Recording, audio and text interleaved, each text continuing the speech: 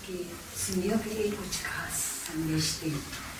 70 साल की आज़ादी के बाद भी अभी तक का हमारे साथ सलूक हो रहा है रेफ्यूजीज जैसा।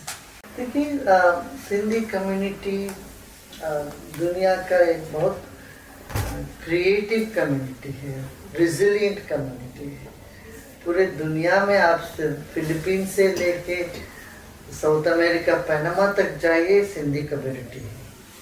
और सिंधी कम्युनिटी एंटरप्रेन्योर स्पिरिट है इनमें।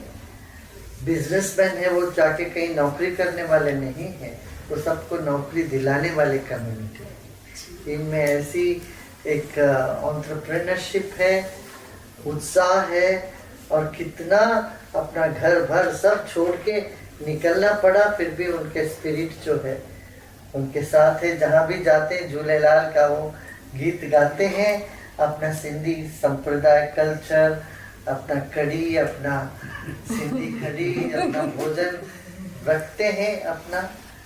मैं कहूँगा उनके बच्चों में भी यही वो अपना कल्चर बनाए रखे। सनातन धर्म इनके जहन में है, मगर बच्चों में आजकल वो निकलता हुआ नजर आ रहा है।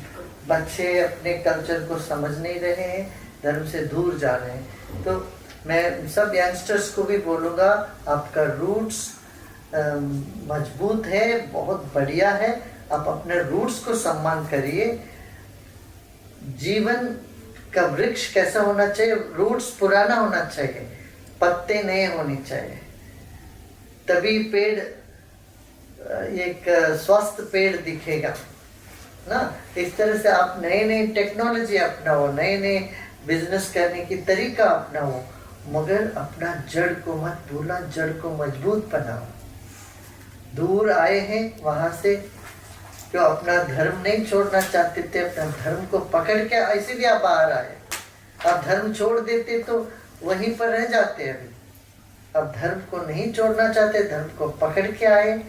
यह भी एक कारण है जिससे आपका विश्वव्यापी समुदाय बन गया। आप सबको मेरा बहुत बहुत बधाई है।